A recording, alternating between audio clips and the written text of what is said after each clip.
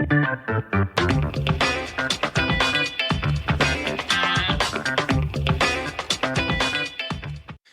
and welcome to another episode of the Real Estate Investing Club. I'm your host, Gabe Peterson, and this is the place investors go to gain actionable advice, learn about current market trends, and hear war stories from other professional investors out there in the field today.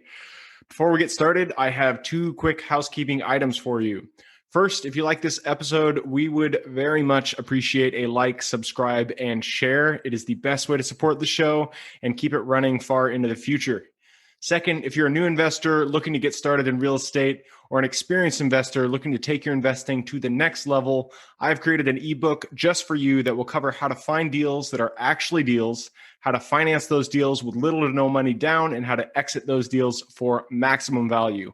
On top of that, I throw in an insane amount of free bonuses that you'll have access to once you buy the ebook.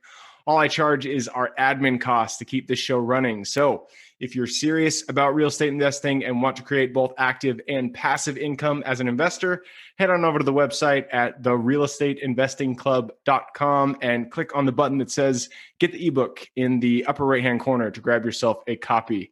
With that said, let's dive right in. Today we have a very special guest with us, ready to drop some investor knowledge on you. So buckle up, grab your pen and paper, and enjoy the ride. All right. We are back with another episode of the Real Estate Investing Club. Today we got Dan Haberkost with us today. I figured out how to say his last name. Usually I butchered it, but Dan, I'm glad I got that one for you. Dan is he got started as a teenager in the real estate and went on to become financially free in his 20s, which is the dream of most investors. So Dan, I'm really happy to have you on. How are you doing today? Gabe, I'm great. Thanks. Thanks a lot for having me. And I appreciate that. You did get the name spot on there, Haberkost. But yeah, no, I definitely got an early start in the real estate world, and we'll dive into that here in a minute. Yeah, I didn't want to steal too much of your thunder there by taking up your whole story. So sure. That's where we are right now. You know, we start with stories at the Real Estate Investing Club. We like to hear how people got from point A to point B. So why don't you take us to yours? How'd you get started back in your high school days? Sure. So yeah, I think stories drive home points better than anything. So I started when I was 16 years old, managing a portfolio of rentals for my boss at the time, along with a farm. So I'm barely old enough to drive, and I'm having to leave high school to go deal with tenant problems. And I'll tell you, that experience did not make me want to be in real estate. He, in hindsight, didn't take too good care of his properties. They were already in, C- D+ areas, and he had a very confrontational dynamic with his tenants. Oh, man. So and no aspect a high of schooler in there. Wow, this guy is crazy. Yeah. Well, yeah. In hindsight, agreed. I won't go too in depth on that. But point being, those early experiences, I didn't know what it was preparing me for, but it did show me what not to do when it comes to owning rental properties. So I definitely, at that time, did not want to own any myself. I didn't know the value, but ended up doing that job throughout high school. And then in college, I actually, while going to school, managed a landscaping company. And that was kind of trial by fire. I'm working 45, 50 hours a week, going to school full time and managing guys 10, 20 years older than myself. I was responsible for pretty much everything on the residential side, from selling the work to managing the numbers and the gross margins, everything basically other than the accounting, hiring and firing. And so when I was about 20 years old, I looked at the experience I had and I thought, okay, I haven't had a whole lot of fun through high school and college, but I definitely have a skill set that's applicable to building some sort of business. I didn't know what that business was going to be, but I was finishing up school in the next year, so I knew I wanted to do something with that extra time once I was done with college. So I started reading different books, listening to podcasts, talking to people. I looked into equities, real estate, different types of businesses I could start, and nothing was really particularly interesting until, like just about everyone else, I read Rich Dad, Poor Dad, which blew my mind, right? It completely changed my thinking. Because I didn't know anything about investing. I didn't understand the concept of buying or creating assets that pay passive income, because nobody that I grew up around was anything but an employee. Nobody was financially independent. Nobody owned a business. And it was a pretty dismal outlook that I grew up around. So that was a whole new world to me. And at the same time, I found a few real estate podcasts, and one of my coworkers at the landscaping company, we were at lunch one day, and he goes, yeah, I just finished rehabbing my duplex. So tenants moved upstairs. I'm living downstairs and they're paying the mortgage. I go, whoa, what are you talking about? And so anyways, through kind of searching for a business to start, I discovered real estate. And when I was 21, so shortly before finishing college, I bought a duplex, closed on that as a house hack. That was back in Ohio, where I still was at the time. Still own that today. A property manager manages it. But that was my first purchase. And shortly thereafter, I ended up moving to Colorado. Didn't want to stay in Ohio for my whole life. So got out here, and it quickly became apparent that I didn't want to just work a W-2 job and slowly buy real estate on the side. I wanted to scale. I wanted to figure out a way to make a tremendous income that I could quickly buy more real estate with. You know, you hear about all the low and no money down strategies when you're new, and those sell a lot of books. And sure, you can buy a property or two that way, but at the end of the day, this is a cash intensive business. Somebody needs to have cash, whether it's you or your partner. Honestly, I get angry when I hear people say you don't need any money to get into real estate, because I'm like, come on, that's not true. That's not true. That's not true at all. It's not. So starting a marketing business that people would call wholesaling, sure, you can do that without a lot of money, but that's not investing. That's starting a marketing business using real estate and kind of using a loophole to sell real estate to other investors. So you're around investors, you're around investing, and you're learning how to find deals, but you're not an investor as a wholesaler unless you're buying some of the properties. So yeah, no, that I agree with you 100%. So anyways, that became clear to me after buying a couple properties. Hey, I need to figure out how to make a lot of money if I want to scale this, right? So as of today, I have a land and development business on the active side where I'm buying and selling land, building on the prime lots, right? And that's how I create the income. And then I have 10 tenants between 4 properties on the residential side, and am currently working on buying a commercial building. I don't really want to stay with single family houses or duplexes. They've been a great base, great place to start and learn.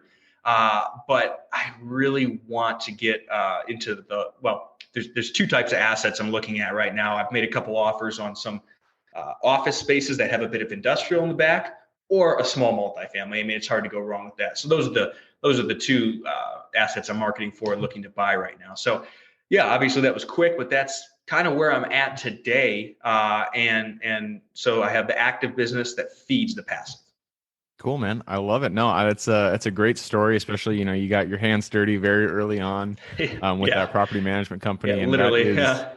That's a good way to get started for sure. I mean, I'm sure you saw and learned from a very, very early age that property management can be hard. It is not an easy job for sure. Yeah.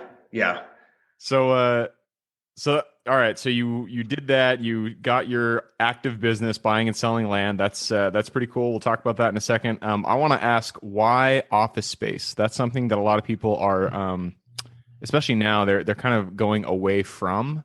I think it's a great asset class, but why do you want to go in that direction? So more specifically, what interests me is a couple things. Number one, barrier to entry. So I look at land, and that's been very profitable and easy because a lot of people don't understand it. There's not a lot of people going after it. There's not near as much educational content, so it's not as easy to learn about it. So a lot of people just stay away. And when there's far fewer people going after the asset, it leads to mispricings. It's much easier to go buy a piece of land at 30 cents on the dollar. Try doing that with a house. That's not easy. So taking that same concept, and I think you're applying this in your own business with mobile home parks and self-storage. They're not as easy. They're a little more complex. There's a higher barrier to entry. So these commercial buildings that I'm looking at would fit that description as well, right? So there aren't near as many people looking at these mixed properties with office and industrial in the back. So that's number one. There's a higher barrier to entry. It's less well known, but if you take the time to learn it and get over that barrier, then you benefit from it, right? Number two, it's the long-term triple net leases. I mean, those are hard to beat. I have a couple older friends And with everything I've done, I've simply found people who are, been doing it twice as long as I've been alive, and I just go learn from them to shorten the learning curve. So I have a couple friends that own quite a bit of space similar to what I'm describing: Walgreens, strip centers, office, mixed with industrial, that sort of thing. And excuse me, the long-term triple net leases are really what are appealing to me in that space. So the two buildings I've made offers on here in the last month, both of them were occupied by a national tenant, triple net leases, long-term, right? So that is far more passive. And I also like the fact that there's not quite as much negative government intervention into that sort of thing right now, right? Obviously, the laws here in Colorado and a lot of places are quickly becoming more and more anti-landlord, and that is not the case with the tenants or the owners of those sorts of buildings and the tenants. The laws really haven't changed from the people I've spoken to in the space. Yeah, triple net lease. That is that. As far as passive investing, that is as passive as you can get while while owning the asset itself. Yep. So that's a great choice. Great choice. And multifamily also. I mean, that's a pretty standard one. Obviously, it's needed everywhere. Are you only looking in the kind of the mid east, in the middle of the United States, or? No, so Colorado. I'm sticking with what I know and where I have contacts as far as contractors and brokers and managers, et cetera. So yeah, sticking here where I know. Gotcha. Okay. So let's talk a little bit about buying and selling land. That's something that you're right. Yeah. There's not a ton of content out there that people share. I've had a few people that come on talking about finding good deals, finding good land. How do you go about actually deciding whether it is something that you want to buy or not? Sure. So let's start with the kind of macro level. I look for failed subdivisions from years ago, right? So a lot of, all the markets where I'm buying and selling land were subdivisions done 30, 40, 50 years ago. At the time, they got maybe 20% built out, but then they just completely fell apart, didn't end up being built out, didn't grow the way they were expected to. Now they are growing, right? Especially the ones I'm in here in Colorado. A lot of people have been moving here. So now's the time, because there's a lot of people who bought land for next to nothing 30 or 40 years ago. They forgot about it. It's a sunk cost in their mind, and they just want to get rid of it. So they'll sell it at a discount. And then on top of that, all the preliminary work is done, and you have these huge tracts of homogeneous lots where it's one after the other after the other. So it's important to be clear that those are the areas I'm going after, because it makes pricing very, very, very easy. So when you have 10,000 lots where all the zoning, the size, and the pricing is exactly the same, other than maybe a couple lemons in there, I just send out land offer letters that have an exact price. So say, hey, Gabe, I see you own such and such property at this address. I'd buy it at X price. If interested, call me, sign this, send it back, or email me. And it's that easy. So it eliminates the tire kickers, because they already know what I'm willing to pay. And so that's how I've gotten almost all my deals. Just recently here, I started to get cold calling set up with my acquisitions manager. So we'll see what comes of that. I know it works as well because I have friends doing it. But it's been all mailers up until this point. And the pricing is very simple, because again, it's not way out, east of Colorado Springs, for example, east of where I live. There's all these huge tracts of land where everyone's unique, and the situation as far as utilities is different for everyone. And it's all the same. So it's very, very simple. Gotcha. And these are already entitled, or are you doing the entitlement as well? Oh, they are. No, they are shovel ready is the term I like. I could go start building, tomorrow if I had the permit, right? Because all the utilities are there, they're zoned, everything's ready.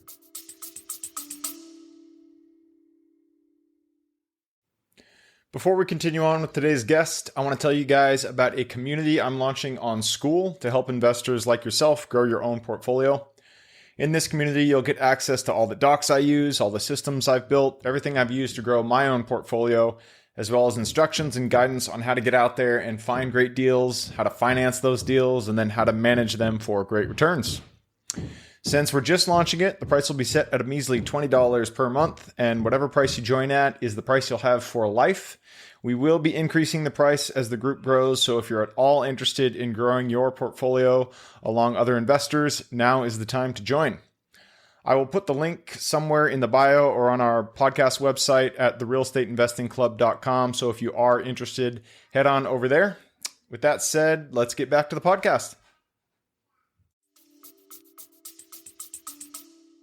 Very cool. All right. That's interesting that it's a division that basically failed. You said like the 70s. I'm sure Colorado. Are you in Denver or what city are you in? Colorado Springs. So I'm an hour south of Denver. Right. You told me that. Yep. So I'm sure back in whatever that time frame, that they stopped growing, obviously, and they didn't hit the numbers that they were looking for. And then they just left them. And now it's for you to pick up. Yeah, exactly. That is exactly right. One of the markets I'm in, actually, are you familiar with Lake Havasu? No, I'm not. Okay, well, so it's in Arizona, and it's a subdivision at the base of a lake. And the guy who did, I guess if you're not familiar with it, it's a little less relevant, but the guy who did that came to Colorado and did the subdivision shortly after at the base of a reservoir about an hour south of Colorado Springs. Same exact sort of thing. So it's kind of cool because I can look at Havasu, which was done 10 or 20 years earlier, and kind of see, because they're almost identical in every way, right? And kind of see what the progression is going to look like a little further down the road. The main difference is there's far more commercial there. So it's kind of getting to the point where commercial makes sense as far as building more office and hotel, restaurants, that sort of thing. So it's just kind of interesting to see the progression of these subdivisions and cities over time. That's pretty cool. And so you plan to take the proceeds from that and then purchase the office or multifamily. Well, for multifamily, where are you looking at specific areas, specific metros, or what's your plan there? Yeah, Colorado Springs. Just Colorado Springs. You gotta love Colorado Springs. I have actually, of all the states, I've never been to Colorado, and I've heard it is fantastic. So I got to get over there at some point. If you like the outdoors, it's a beautiful place, and it's always sunny, which is my favorite part. The sky is always blue here. It's like the opposite of Seattle. Oh yeah, I've heard. I've not been to Seattle myself, but there you go. All right. Well, I just checked the clock. We have blown through our time, so I got to push us into the quick question round. Are you ready? Yeah, let's do it. All right.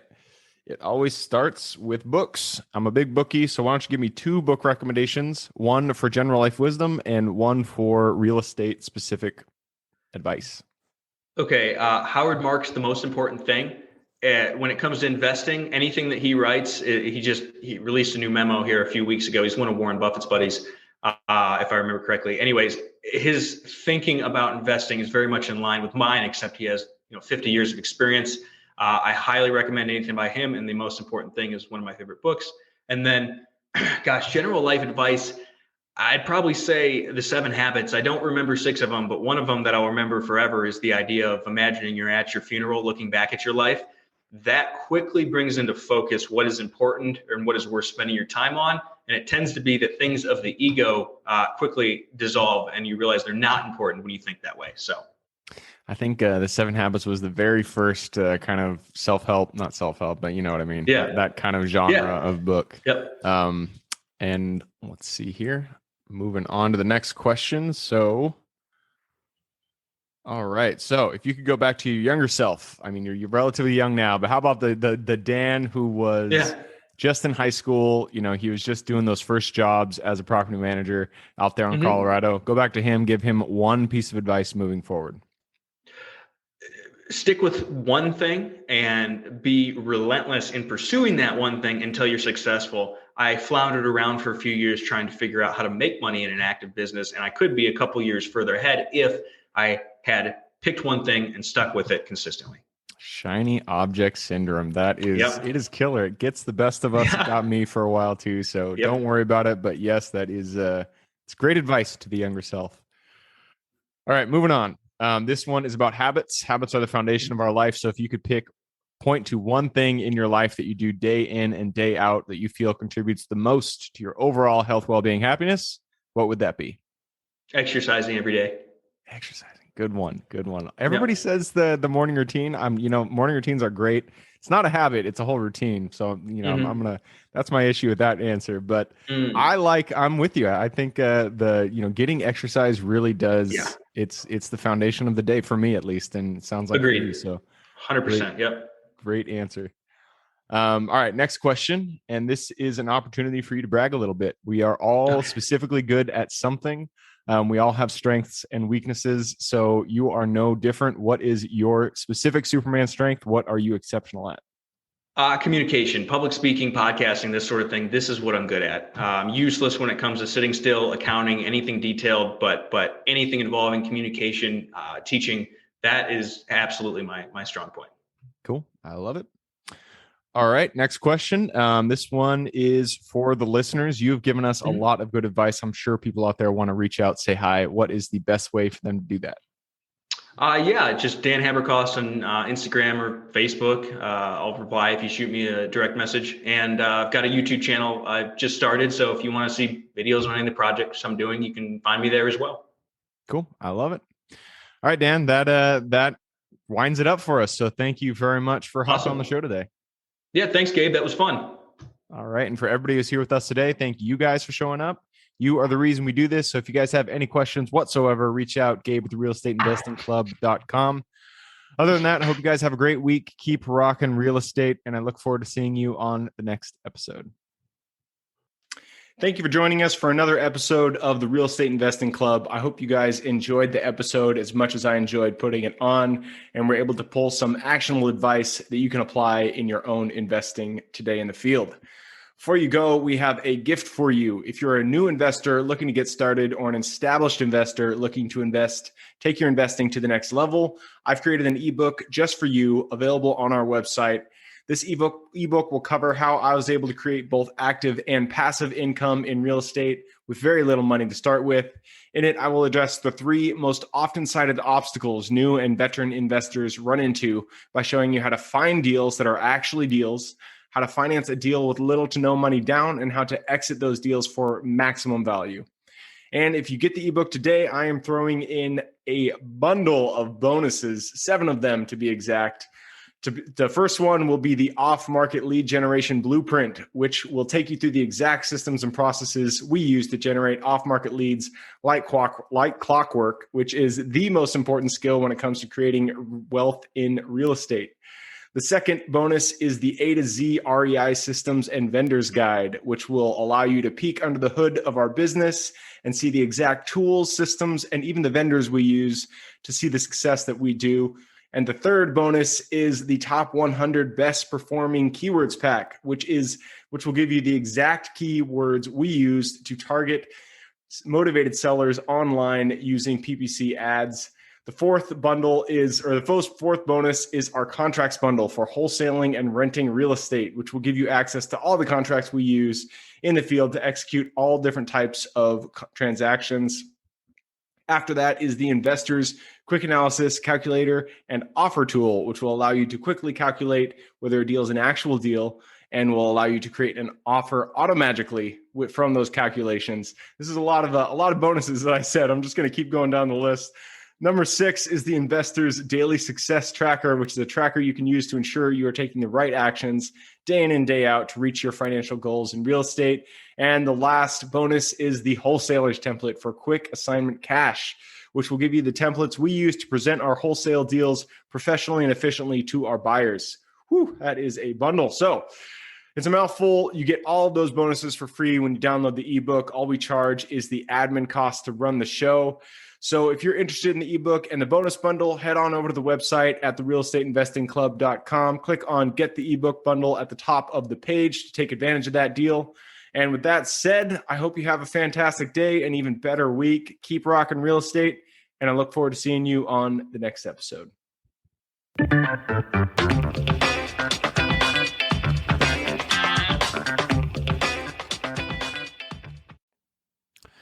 All right, before I officially sign off, I have a quick announcement to make. If you're interested in becoming a passive investor in one of my deals, my own company, Kaizen Properties, is looking for capital partners for our upcoming projects. We invest in what are known as recession-resistant assets, mainly self-storage facilities, mobile home and RV parks, and industrial properties. If you're interested in investing and would like to learn a little bit more about my company, our investing criteria, and some of the previous projects we've done, go to the Real Estate Investing Club podcast at therealestateinvestingclub.com and scroll all the way down to the bottom of the page. Click on the Invest With Us button. That'll pop up the investor form. Fill that out, and we will reach back out to you as soon as we can. Or if you prefer a little bit more of a personal touch, you can reach out to me at gabe@therealestateinvestingclub.com. So really, that is it. Again, it was a pleasure hanging out with you guys during this episode, and I look forward to seeing you on the next episode.